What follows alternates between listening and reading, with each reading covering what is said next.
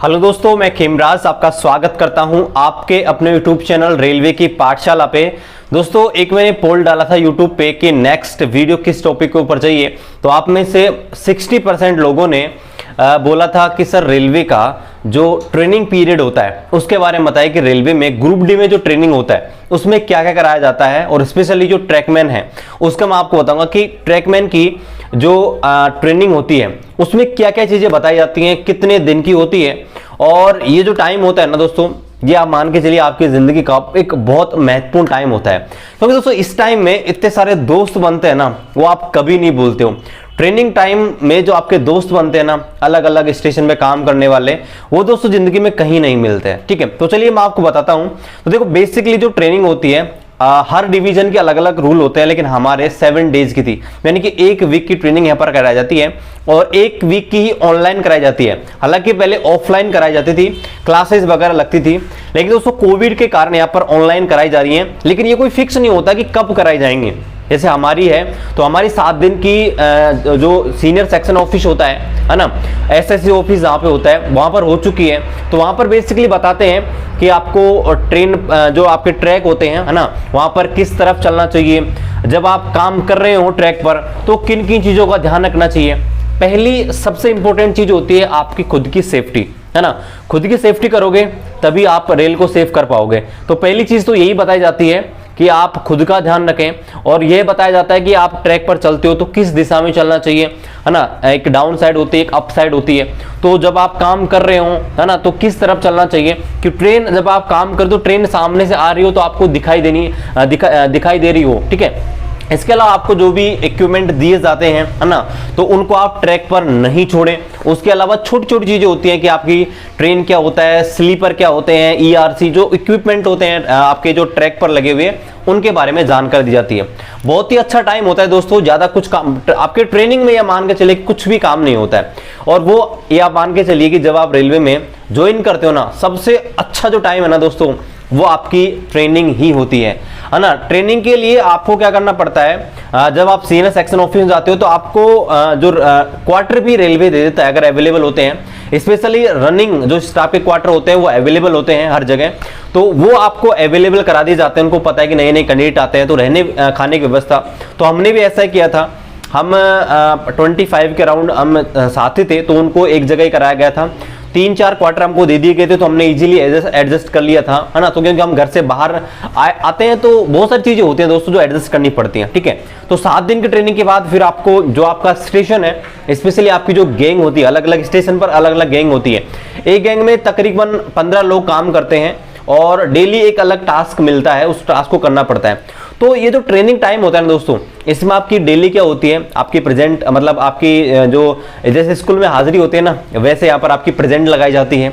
और आप इसमें देखो, जब आपका ट्रेनिंग पीरियड होता है, छुट्टी के बारे में बता दूं, ट्रेनिंग टाइम में छुट्टियां ले सकते हैं या नहीं ले सकते। देखो, वैसे अगर आप मान लीजिए बीमार हो गए ट्रेनिंग टाइम में किसी वजह से, या आपको कोई इमरजेंसी काम होगा। इमरजेंसी काम कैसे, जैसे एक हमारे साथी थे, उसकी शादी थी, जैसे उसकी 4 दिन की ट्रेनिंग हो गई थी और फिर उसकी शादी थी, तो उसके लिए उसने जो सीएल है वो अप्लाई हो जाती है ना।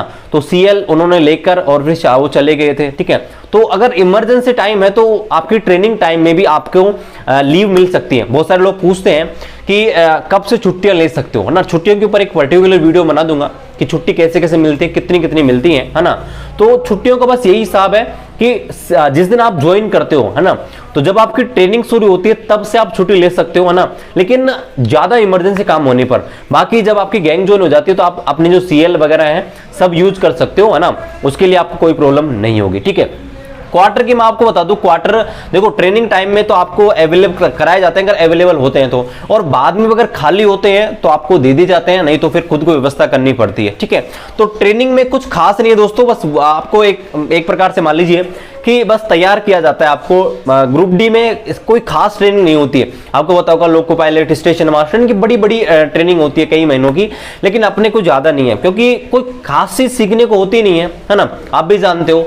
तो उसमें कुछ खास नहीं है दोस्तों, बस ये है कि ये जो टाइम है ना, एक बहुत अच्छा टाइम होता है ना। इतने सारे दोस्त बन जाते हैं। जैसे मान लीजिए आप इतने, जैसे हम 160 लोग थे, तो 160 में से हमको अलग अलग सेक्शन ऑफिस सेक्शन बांट दिए गए। जैसे हमारा एसएससी रानी था तो वो हमको 40 लोग दिए थे, उधर एसएससी आबू रोड तो उधर दिए थे 140 कैंडिडेट को दिया था। तो अगर एक साथ 160 लोग रहते हैं 7 दिन के लिए भी, तो दोस्त बन जाते हैं। और वो दोस्त ना आसपास ही काम करते रहते हैं अलग अलग स्टेशन पे, तो दोस्ती भी होना जरूरी है। नए नए लोगों से मुलाकात होती रहती है। अगर शुरुआत में गैंग में भेज देते हैं ना, तो ऐसा लगता है कि जैसे काम ज्यादा, मतलब ऐसे काम में मन नहीं लगता। लेकिन अगर ट्रेनिंग पीरियड में होता है तो सारे दोस्त मिलके रहते हैं। बस ये दोस्तों ट्रेनिंग कोई खास नहीं होती है, बस वही है आपको थोड़ा बहुत सिखाया जाता है। बाकी आप ऑफिस के बाहर बैठ सकते हो, वहीं तो छोटा मोटा कुछ काम कराया जाता है, ज्यादा कुछ खास नहीं होता है। और कई जगह तो ये भी होता है जैसे ऑफिस के आसपास कोई घास फूस वगैरह हो रही हो, है ना, तो उनको भी यहाँ पर कटवाया जाता है ना। तो यही था गाइस, ठीक है, ट्रेनिंग के बारे में। और स्पेशली अब हाँ हमारी यहाँ पर ट्रेनिंग खत्म हो चुकी है और हम काम पर भी जाना शुरू हो गए हैं, तो उसका भी एक डेडिकेटेड वीडियो आएगा कि एज ए ट्रैकमैन क्या क्या काम करवाए जाते हैं। क्योंकि हो सकता है कि आप में से आपको भी ट्रैकमैन मिले, क्योंकि दोस्तों 1,03,000 जो भर्तियां हैं 2019 वाली, उसमें 40,000 के समथिंग आपकी भर्तियां ट्रैकमैन की हैं, ठीक है। तो आपको डरना बिल्कुल भी नहीं है, ठीक है। मैं आपको बता दूंगा कि ट्रैकमैन से क्या आपके फायदे हैं, क्या क्या चीजें आपको एक्स्ट्रा मिलती हैं अलग ग्रुप डी वालों से, और क्या आपको क्या नुकसान तो हम नहीं बोल सकते, क्योंकि कोई भी गवर्नमेंट जॉब होता है ना दोस्तों, वो उन लोगों से पूछिए जिनके पास नहीं होती है ना, उन लोगों से पूछिए जिनके पास जॉब नहीं है, उनसे पूछिए कि बेरोजगारी के क्या हालात हैं, ठीक है। तो कोई भी जॉब मेरे हिसाब से गलत खराब नहीं होती है ना। जो जॉब आपको मिले बस आपसे काम हो रहा है उतना कीजिए, है ना। कोशिश कीजिए कि धीरे धीरे उस चीज में आप ढल जाएंगे, ठीक है। जैसे ट्रैकमैन होती है वो थोड़ा वर्कलोड वाला काम होता है, लेकिन धीरे धीरे आप ढल जाएंगे 15-20 दिन में। तो वही चीजें हैं, ठीक है। तो बाकी अगर आपका कोई भी डाउट है नीचे कमेंट कर दीजिएगा।